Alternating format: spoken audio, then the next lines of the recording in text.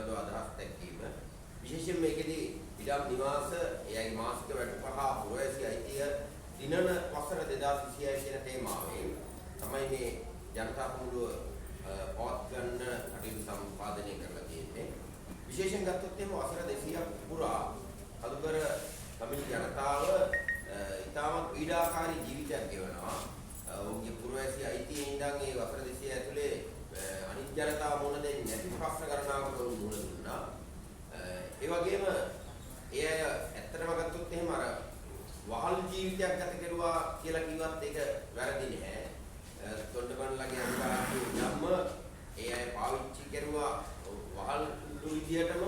ඉතින් විශේෂයෙන් ගත්තොත් එහෙම පසුගිය වසර මේ දශකයේ ඇතුලේ ඒ පවුල් වලින් විශ්වවිද්‍යාල වලට ගිහපු ඒ රැකියාව සඳහා කොළඹ ඇතුළු නගර වලට ආපු තරුණ කොටස් විශේෂයෙන්ම මැදිහත් වුණා මේ තත්ත්වෙන් ඕන් මුදවා ගැනීම සඳහා. ඒ ප්‍රතිඵලයක් විදිහට අපි දන්නවා විශාල පාගමන් ආරම්භ වුණා. කිලෝමීටර් ගණන් දිග පාගමන් සම්බන්ධ වුණා. මේ අයිතිවාසිකම් දිනා ගන්න ඔවුන්ගේ ඉඩමේ අයිතිය, නිවාස අයිතිය, ඒ වගේම පුරවැසියෙක් ලෙස පිළිගැනීමේ අයිතිය, වෙනම ජන කොට්ටාසයක් ලෙස එය පිළිගන්න කියන අයිතිය මේ සටන් ඇතුලේ දියත් වුණා. ඒ අනුව කාලාන්තරයක් තිස්සේ ඉන්දියානු තමිල් කියන නාමකරණයෙන් හැදින්වෙච්ච ඔවුන්ව පහුගිය අවසාන ජනගහනය පිළිබඳ ඒ වාර්තා අඩංගු ජනා සංඛ්‍යාලේඛන දෙපාර්තමේන්තුවේ ලියවිලිවල අඩුම ගානේ ඔවුන් අදුකර තමිල් කියන වචනයෙන් නාමකරණය වෙන්න පටන් ගත්ත ඒ සටන් වල දිගුවක් ලෙස. ඒ වගේම අපි දන්නවා දැන් වත්මන් ජනාධිපති අනුර කුමාර දිසානායක බලයටපත් වෙන්න පෙරත් මහමැතිවරණයේදී ඔවුන් සුවිශාල පොරොන්දු ගණනාවක් ලබා දුන්නා. ඔවුන්ගේ ඉඩම් අයිතිය, නිවාස අයිතිය, ඔවුන්ගේ දෛනික ජීවිතයත් එක්ක බලපාපු කම්කරු නීති මේ සියල්ල යල්පැන ගිහින් තත්ත්වයක් මේ ඔක්කොම වෙනස් කරනවා කියලා. ඔවුන් 60 ප්‍රකාශයේ නමින් නිකුත් කරපු ඒකට ලොකු ප්‍රසිද්ධියක් ලබා දුන්නා. ඒකේ ප්‍රතිඵලයක් විදිහට උතුරු නැගෙනහිරින් පමණක් නෙමෙයි ඒ කියන ප්‍රදේශයෙන් අදුකර තමිල් මලය තමිල් ජනතාව ජීවත් වෙන ප්‍රදේශයෙන් පවා අම්බිකා වගේ කාන්තාවන්ට පුළුවන් වුණා පාර්ලිමේන්තුවට එන්න. ඔවුන් විශාල පොරොන්දු ප්‍රමාණයක් ලබා දුන්නා. එතන උතුරු නැගෙනහිර ජනතාව වගේම මේ ප්‍රදේශයේ ජනතාවත් මලය තමිල් ජනතාවත් විශ්වාස කෙරුවා අලුත් ආණ්ඩුව ඔවුන්ගේ වසර 200ක් පුරා අහිමි කරපු ජීවිතය ලබා දෙයි කියලා. නමුත් අද වෙනකොට ඉතාම පැහැදිලි පහුගිය ආපදා තත්ත්වෙත් එක්ක අර වගේ ඉල්ලීම් නෙවෙයි, ඉතා සරල ඉල්ලීමක්වත් ලබා දෙන්න පුළුවන් මට්ටමකට ඒ ජනතාව පත් කරනවා. ඒකට නොසලකා හැරලා තියෙනවා. උදාහරණයකට මම සමාජික ව්‍යාපාර ගැඳුම් කරන විදිහට මම ජනාධිපතිට යවුවා ලිපියක්. ඒක අඩුම තරමේ මම මේ ලිපියෙන් පෙන්නුවා ජනාධිපතිවරයා ජාති අමතන කතාවවත් තමිල් භාෂාවෙන් නෝන්ට ගියේ නැහැ. ඒක සිංහල භාෂාවෙන් විතරයි ගියේ. ඉතින් මම මේ ලිපිය ලියුවා ඔබ ලැජ්ජ වෙන්න ඕනේ ජනතා විමුක්ති පෙරමුණේ නායකයෙක් විදිහට. ඔබට බෑ ඔබේ කතාව මේ රටේ ජනතාවට තමිල් මේ ජනතාවට ඔබේ භාෂාවෙන් නොවන තමිල් භාෂාවෙන් මේ රටේ භාෂාව තමිල් සිංහල තමිල් ජාතික භාෂාවන් කියවට වැඩක් නැහැ. භාෂාවෙන් ගිහින්නේ නැහැ. ඒක අඳුර ප්‍රදේශයේ නායකයන් විශාල ප්‍රමාණයක් වුණා. ඒව සම්බන්ධයෙන් බණ්ඩාරවැලි නගරේ ආරම්භ කෙරුවා මේ කාර්යාලයක්. ඒ ආපදාවට ලක් වෙච්ච අය පුරවලා දෙන්න ඕනේ. තමන්ට වෙච්ච ආපදාවට සම්බන්ධයෙන් දත්ත ඒ ඇප්ලිකේෂන් එක. ඒ ඇප්ලිකේෂන් එක ගහලා තිබුණේ ඉංග්‍රීසි භාෂාවෙන් සහ සිංහල භාෂාවෙන් පමණයි. මම ජනාධිපතිවරයාට ලිපිය වල දැන් මාසයක් වෙනවා. මට පෙරලා ලිපියක් ආවා ජනාධිපතිවරයාගේ අවධානය යොමු කරුවා. අනේ මේ කියලා ජනාධිපති ලේකම්ගේ මට ලිපියක් ලැබුණා නැවත.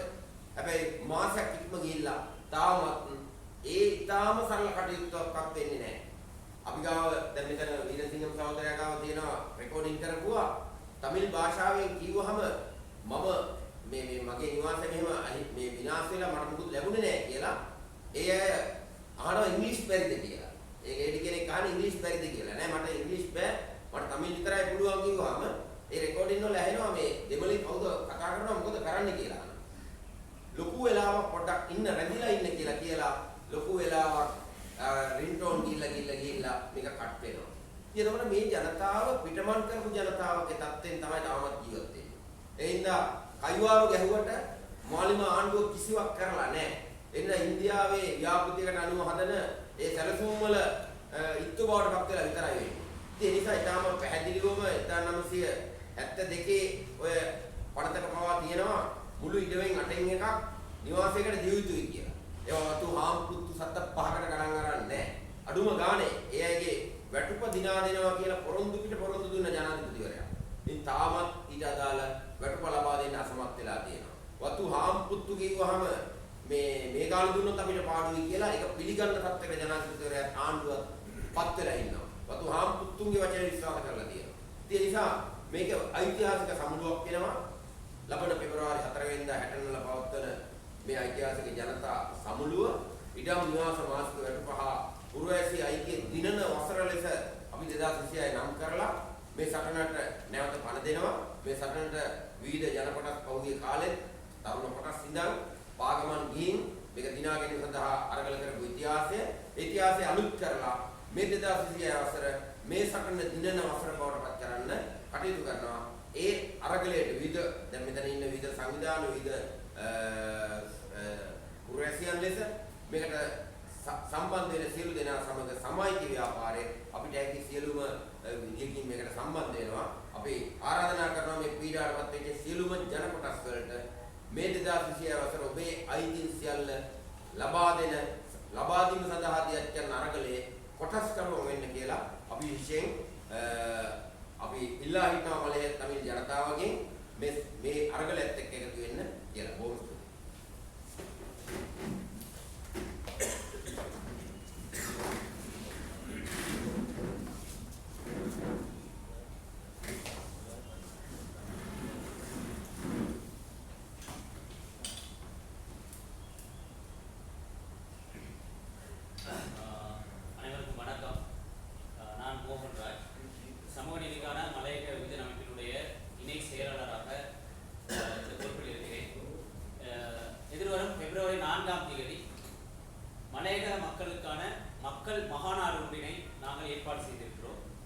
குறிப்பாக 200 வருட வரலாற்றை கொண்ட நம்முடைய மலையக சமூகம் ஒரு தேசிய இனமாக இன்னும் அங்கீகரிக்கப்படாமல் என்பது இந்த நாட்டிலே மலையக தமிழ் மக்கள் இன்னும் ஒரு சமூகமாக அங்கீகரிக்கப்படவில்லை என்பதை வெளிப்படுத்துகிறது. கடந்த காலங்களில் மாறி மாறி வந்த அரசாங்கம் இந்த விடயம் தொடர்பாக பல்வேறு உந்துதல்கள் அழுத்தங்கள் கொடுத்த போதும் கூட கண்டுகொள்ளாத சூழல் இருந்த அதே நிலைதான் தற்பொழுது மக்களினுடைய மிகப்பெரிய ஆணையை பெற்று வந்திருக்கக்கூடிய பாராளுமன்றத்திலே 159 ஆசனங்களை பெற்று மிக பெரும்பான்மையான ஒரு பலத்தினை கொண்டிருக்கக்கூடிய இந்த அரசாங்கமும் கூட அந்த கோரிக்கையை நிறைவேற்றுவதற்கு தயங்குகிறது. அதே போல எமக்கு தெரியும், கடந்த காலங்களிலே 1000 ரூபாய் சம்பளம் பெறுவதற்காக தேசிய ரீதியாகவும் அதே நேரம் சர்வதேச ரீதியாகவும் மலையக மக்களுக்கான சம்பளத்தை பெற்றுக் கொடுக்கும் அழுத்தங்கள் தெரிவிக்கப்பட்ட போது அந்த அழுத்தத்தின் விளைவாக மலையக மக்களுக்கு அந்த சம்பளத்தை கிட்டத்தட்ட அண்மித்த ஒரு தொகையை வழங்குவதற்குரிய ஏற்பாடுகள் நடந்தது. என்ற போதும் கூட கடந்த காலத்திலே ஜேவிபியாக இருந்த இன்றைய அரசாங்கம் என்பிபி அரசாங்கம் 2248 ரூபாய் சம்பளம் இருந்தால் மாத்திரமே இந்த மக்களுக்கு தன்னுடைய வாழ்வாதாரத்தை கொண்டு செல்ல முடியும் என்று நிலைப்பாடு இருந்த போதும் கூட ஆட்சிக்கு வந்ததன் பிற்பாடு 1700 ரூபாய் என்ற அந்த தொகையோடு மட்டுப்படுத்தி இருக்கிறது. எனவே வாக்கு அளிப்பது போல அல்லாமல் இந்த அரசும் கூட இன்று தோட்ட தொழிலாளர்களாகிய என்னுடைய தாய் தந்தையரை சகோதர சகோதரிகளை ஏமாற்றி இருக்கிறது என்பதை இந்த நேரத்தில் நாங்கள் குறிப்பிட்டாக வேண்டும். மேலும் 1972ஆம் ஆண்டு காணி சீர்திருத்த ஆணைக்குழுவினுடைய வெளிப்பாட்டின் அடிப்படையில் அதே போல பாராளுமன்றத்திலே சமர்ப்பிக்கப்பட்ட சட்டத்தின் அடிப்படையில் 8 ஹெக்டேர் ஒன்றில் ஒரு பகுதி மலையக மக்களுக்கு, அதாவது 20 பேஜ் காணி மக்களுக்கான, அதாவது லயன்களில் வசிக்கும் மக்களுக்காக வீடமைப்புக்கு வழங்கப்பட வேண்டும் என்ற ஒரு சட்ட ஏற்பாடாக இருக்கின்ற போது கூட அதை கடந்து வந்த எந்த அரசாங்கமும் அதனை அங்கீகரித்ததாக இல்லை.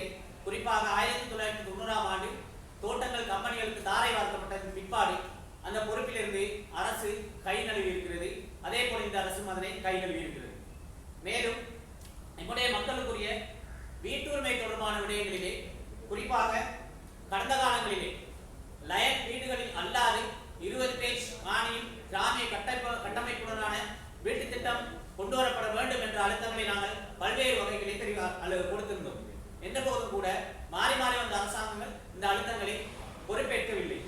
அதே போல 2008ஆம் ஆண்டு தோட்ட உட்கட்டமைப்பு அமைச்சராக இருந்த தொண்டமான் அவர்கள் கொண்டு வந்த மாடி வீடு திட்டத்தை நாங்கள் அன்றைய காலப்பகுதியில் எதிர்க்கும் காரணம் எங்களுடைய நில உரிமையை பறிப்பதாக நாங்கள் கோரிக்கை விடுத்த தொடர்ந்து கோரி வருகின்ற மலையக தமிழ் மக்களுக்குரிய நில உரிமையை பறிப்பதாக அந்த திட்டம் இருந்தது. சில இடங்களில் அந்த திட்டம் அமல்படுத்தப்பட்ட போது கூட அது வெற்றியளிக்கவில்லை. எனவே அந்த திட்டம் தோல்வியான திட்டம் என்பதை நாங்கள் முன்கூட்டியே தெரிவித்திருந்தோம். என்ற போது கூட இன்றே என்பிபி அரசாங்கத்தினுடைய சமந்த வித்யாரத்ன தோட்ட உட்கட்டமைப்பு அமைச்சர் கடந்த வாரம் நுவரெலியாவில் நடத்திய ஒரு கூட்டத்திலே மாடி வீடு திட்டத்தை அவர் அமல்படுத்துவதாக குறிப்பிட்டிருக்கிறார். எனவே இந்த அரசாங்கம் கட்டன் பிரகடனத்திலே மலையக மக்களுக்குரிய காணி வீட்டுரிமை தொடர்பாக வழங்கிய, மலையக மக்களுடைய சம்பளம் தொடர்பாக வழங்கிய, மலையக மக்களுடைய சுகாதாரம் தொடர்பாக வழங்கிய, மலையக மக்களுடைய கல்வி தொடர்பாக வழங்கிய, மலையக மக்களுடைய உட்கட்டமைப்பு வசதிகள் தொடர்பாக வழங்கிய எந்த விடயத்தையும் செய்வதற்கு இவர்கள் முனைவதற்கு தயாராகவில்லை. இவர்கள் இழுத்தெடுத்துக் கொண்டு வருகிறார்கள். 1.5 வருடங்கள் கடந்த நிலையிலும் கூட இன்று நாங்கள் இதனை மிகவும் சரியாக அவதானித்தால் கடந்த நவம்பர் மாதம் 26-27ஆம் தேதி நடந்த அனர்த்தத்தின் போது பல்வேறு சிக்கல்கள் மலையக மக்கள் ஏற்பட்டது. குறிப்பாக அதிகமாக பாதிக்கப்பட்ட மக்கள் பிரிவினராக மலையக மக்கள் இருக்கின்ற சூழலிலே இந்த பாதிப்புக்காக அறிவிக்கப்பட்ட பொது கட்டமைப்பு சார்ந்த வசதிகள் சலுகைகள் மலையக மக்களுக்கு ஏற்புடையதாக இல்லை. குறிப்பாக 25,000 ரூபாயை மாத்திரம் பெறக்கூடிய சூழல் இருக்கின்றதை தவிர அவர்கள் முழுமையாக வீடுகளில் இருந்த சூழலில் அந்த வீடுகளுக்குரிய இடங்களை கம்பெனிகளிடமிருந்து பெற்று அதற்குரிய ஏற்பாடுகளை செய்வதில் இருந்து அரசு தவறி இருக்கிறது. எனவே எந்த சூழ்நிலையிலும் அரசிடம் அதிகாரம் இருக்கின்ற போதும் கூட அரசு மலையக மக்கள், மலையக தமிழ் மக்கள் என்ற அந்த ஒரு நிபந்தனை அடிப்படையிலே இந்த மக்களுக்குரிய எந்த விஷயத்தையும் செய்வதிலிருந்து தவிர்த்து வருகிறது. எனவே இந்த விடயங்கள் எதிர்காலத்தில் நடக்கக்கூடாது. இதனை நாங்கள் மாற்றி அமைக்க வேண்டும். எனவே இந்த மாற்றத்துக்குரிய ஒரு அழுத்தமாகவே எதிர்வரும் பிப்ரவரி மாதம் 4ஆம் தேதி கட்டன் நகரிலே மக்கள் மாநாடு ஒன்றினை நாங்கள் நடத்துவதற்கு தீர்மானித்திருக்கிறோம். இந்த மாநாட்டிலே மலையக மக்களுடைய சம்பளம், காணி வீட்டுரிமை உட்பட மலையக மக்கள் ஒரு தேசிய இனமாக இந்த நாட்டினுடைய பிரஜையாக அங்கீகரிக்கப்பட வேண்டும் என்ற அடிப்படை கோஷங்களை முன்னிறுத்தி இந்த மாநாடு இடம்பெறுகிறது. எனவே நண்பர்களே, தோழர்களே, தாய் தந்தையர்களே, இந்த மாநாட்டிலே நீங்கள் அனைவரும் கலந்து கொள்ள வேண்டும் என்று இந்த நேரத்திலே சமூக நீதிக்கான மலையக வெகுஜன உட்பட சமூக உரிமை இயக்கம் மற்றும் இந்த ஏற்பாட்டிலே கலந்திருக்கும் அத்தனை அமைப்புகள் சார்பாக இந்த நேரத்தில் நாம் கேட்டுக்கொள்கிறோம். இது இந்த வருடத்தில் வென்றெடுப்பதற்குரிய மிக சிறந்த தருணமாக இருக்கின்றது. எனவே இதற்குரிய அழுத்தத்தை நாங்கள் சகல மட்டங்களில் விடுப்போம். அதற்குரிய ஒரு ஆரம்ப புள்ளியாக இந்த மாநாட்டிலே நாங்கள் எடுத்துக்கொள்வோம் என்று கேட்டு நன்றி கூறி விடைபெறுகிறேன்.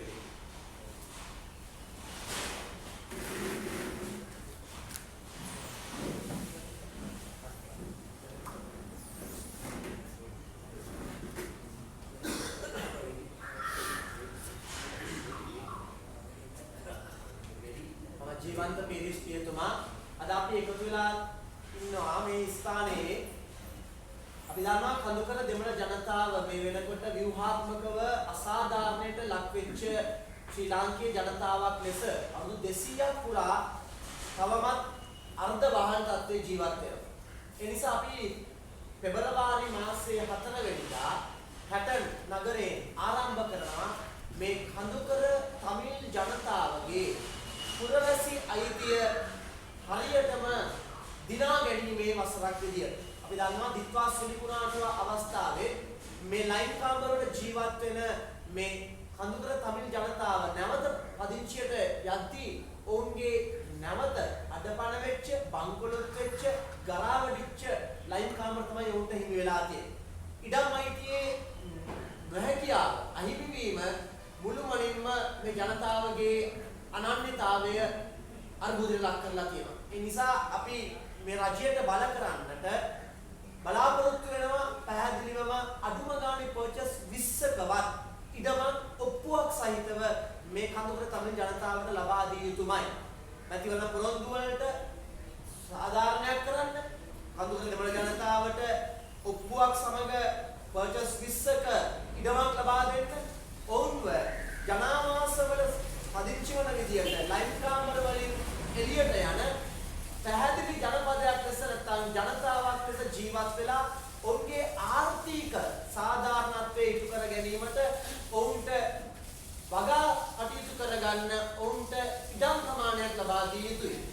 වගේම මේ ජනතාව අද ජීවත් වෙන තත්ත්වය ඉතාමත් අධ්‍යාපනිකව සහ සෞඛ්‍ය තත්ත්වයෙන් ඉතාමත් පහත් තත්ත්වයක ජීවත් වෙන්නේ. ඒ නිසා අපි රජයට බල කිරීමේ ව්‍යාපාරයක් ලෙස තමයි පෙබරවාරි මාස 4 වෙනිදා උදේ 10ට 60 නගරයට එකතු වෙන්න සිදු ජනතාවට අපි ආරාධනා කරනවා තේ දැල්ලේ ශක්තිය ගන්න ශ්‍රී ලාංකීය සෑම ප්‍රවැසියෙකුටම අයිතියක් තියෙනවා මේ කඳුකර තමිල් ජනතාව වෙනුවෙන් පෙනී සිටින්න අපි සුදුනාම එකතු වෙමු ඔවුන්ගේ අයිතිය වෙන අරගල කරමු.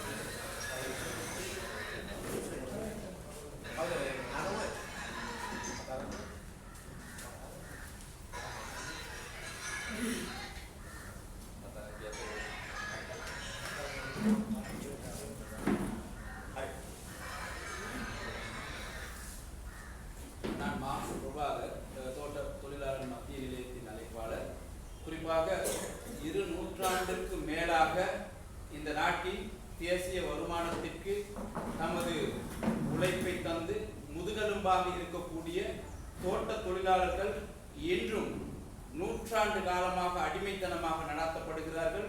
தோட்ட நிர்வாகத்தின் கீழ் மிகவும் மோசமான வாழ்க்கை நெருக்கடிக்குள் பொருளாதார நெருக்கடிக்குள் வாழ்ந்து வருகிறார்கள். அவர்களை மீட்டெடுக்க வேண்டிய தேவை எங்களுக்கு இருக்கின்றது. மிக நீண்ட காலமாக இந்நாட்டில் தொழிலாளர்களுக்கு விடுதலைக்காக தொழிற்சங்கங்களை அல்லது போராட்டங்களை தொடர்ச்சியாக நடத்தி வந்த ஒரு அரசியல் இயக்கம் இன்று ஆட்சி பீடத்தில் இருக்கின்றது. இவ்வாறான ஒரு சூழலிலும் கூட வளமையாகவே ஏனைய முதலாளித்துவ அரசாங்கங்களால் ஏமாற்றப்பட்டது போல் இந்த அரசாங்கத்தின் கீழும் தோட்ட தொழிலாளர்கள் ஏமாற்றப்பட்டிருக்கின்றார்கள். எனவே இவ்வாறான ஒரு ஏமாற்று அரசியல் இயக்கத்திற்கு எதிராக நாங்கள் மக்களை திரட்ட வேண்டிய தேவை இருப்பதோடு அவர்களின் காணி, வீடு, சிவில் உரிமை மற்றும் மாத சம்பளம் என்பவற்றை வென்றெடுப்பதற்காக நாங்கள் இந்த மக்கள் மாநாட்டை எதிர்வரும் பிப்ரவரி 4ஆம் தேதி அட்டன் மாநகரில் நடாத்துவதற்கு தீர்மானித்திருக்கின்றோம். குறிப்பாக இந்த NPP அரசாங்கம் மாத சம்பளத்தை மட்டுமல்லாது 2138 ரூபாய் சம்பளத்தை கொடுத்தால் மாத்திரமே அந்த கூட்டு ஒப்பந்தத்தில் நாங்கள் கைச்சாத்திடுவோம் என்று கூக்குரலிட்டு அந்த ஒப்பந்தத்தில் இருந்து வெளியேறிய மின்புலத்தில் ஒரு தேர்தலுக்கு சென்று அந்த தேர்தல் மேடைகளில் அவ்வாறான ஒரு சம்பள தொகையை பெற்றுக் கொடுப்போம். அது மாத்திரமல்லாது தோட்ட தொழிலாளர்களை இந்த நாட்டின் பிரஜைகளாக நாங்கள் ஏற்றுக்கொள்வோம். அவர்களுக்கு காணி உரிமையை பெற்றுக் கொடுப்போம். ஏனைய சமூகங்கள் அனுபவிக்கின்ற சகல உரிமைகளையும் கௌரவங்களையும் பெற்றுக் கொடுப்போம் என்றவாறெல்லாம் பல வகையான வாக்குறுதிகளை கொடுத்து இன்று வளமையான அந்த அரசியல் இயக்கங்கள் போல் ஆட்சியிடம் ஏறியதும் இந்த தோட்ட தொழிலாளர்களை புறக்கணித்துவிட்டு தத்தமது அந்த வர்க்கத்திற்கே உரிய ஒரு நிகழ்ச்சிகளை முன்னெடுப்பதை நாங்கள் காணக்கூடியதாக இருக்கின்றது.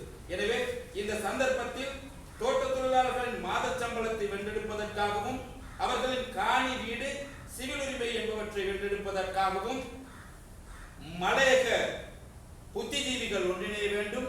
மலையக தோட்ட தொழிலாளர் பெற்றோர்களின் பிள்ளைகள் ஒன்றிணைய வேண்டும். அதே போன்று இங்கு மலையகம் அல்லாத ஏனைய சகோதர மொழி பேசக்கூடிய தோழர்கள், நண்பர்கள், சிவில் செயற்பாட்டாளர்கள் இந்த முக்கியமான ஒரு போராட்டத்தின் எங்களோடு சேர்ந்திருக்கிறார்கள்.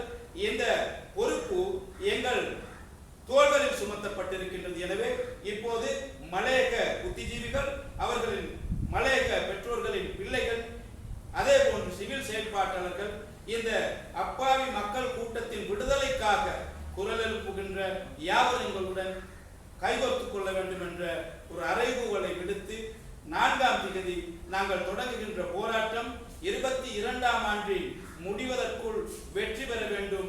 இந்த கோரிக்கைகள் யாவும் வெற்றி பெறக்கூடிய ஒரு போராட்டமாக அமைய வேண்டும். அதற்கு எங்களோடு கைகோர்த்துக் கொள்ளுங்கள் என்று அறைகூவல் விடுத்து விடைபெறுகிறோம். நன்றி.